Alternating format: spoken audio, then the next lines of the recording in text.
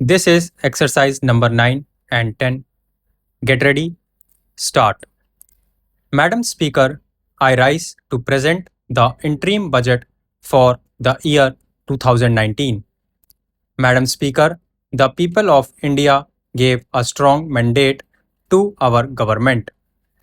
Under the visionary leadership of Honorable Prime Minister Shri Narendra Modi, we have given the most decisive, stable, and clean government and have undertaken transformational structural reforms. We have reversed the policy paralysis engulfing the nation and have restored the image of the country. The major achievement of this government was that we strived our utmost to change the mindset and ignited the self confidence of the nation. I can proudly say that India is solidly back on track and marching towards growth and prosperity. We have prepared the foundation for sustainable growth, progress, and better quality of life for all our people.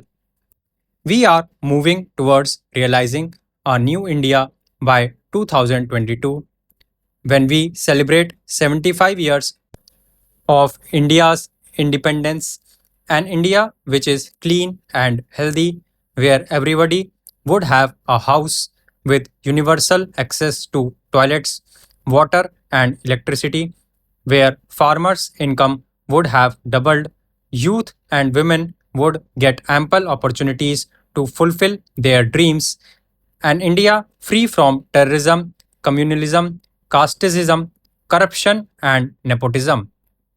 Madam Speaker, the last 5 years have seen India being universally recognized as a bright spot of the global economy. The country witnessed its best phase of macroeconomic stability during this period. We are the fastest growing major economy in the world with an annual average GDP growth during last 5 years higher than the growth achieved by any government since economic reforms began in 1991. From being the 11th largest economy in the world in 2013, we are today the 6th largest in the world. Besides generating high growth rate, we contained double-digit inflation and restored fiscal balance. Inflation is a hidden and unfair tax on the poor and the middle class. The average rate of inflation during 2009 was a backbreaking 10%. The then Prime Minister admitted as much when he said, we have also not been as successful in controlling persistent inflation as we would have wished. This is primarily because food inflation has increased. In contrast, our government broke the back of backbreaking inflation. We brought down average inflation to 4%, which is lower than any other government. From the high of almost 6% 7 years ago, the fiscal deficit has been brought down to 3% in 2018. The current account deficit, against a high of 5% 6 years ago, is likely to be only 2% of GDP this year. We contained the fiscal deficit notwithstanding the Finance Commission's recommendations, increasing the share of the states from 32% to 42% in central taxes, which we accepted in the true spirit of cooperative federalism, thereby transferring significantly higher amounts to the states. Due to a stable and predictable regulatory regime, growing economy, and strong fundamentals, India could attract massive amount of foreign direct investment during the last 5 years, as much as $239 billion. This period also witnessed a rapid liberalization of the FDI policy, allowing most FDI to come through the automatic route. Madam Speaker, the last 5 years have witnessed a wave of next generation structural reforms which have set the stage for decades of high growth.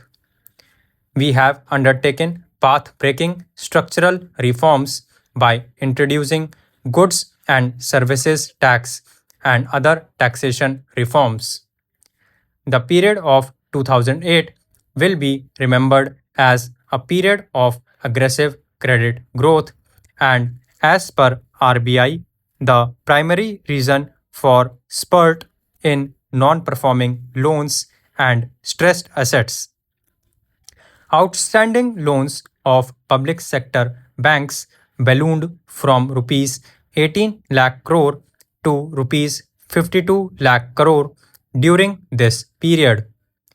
Many projects were started that could either not be completed or had low capacity utilization, resulting in their inability to pay back their loans. There were high stressed and non-performing assets amounting to rupees 5.4 lakh crore in 2014. Many more were hidden through restructuring or otherwise, which were discovered during asset quality reviews and inspections carried out since 2015. We put a stop to such questionable practices and stopped the culture of phone banking.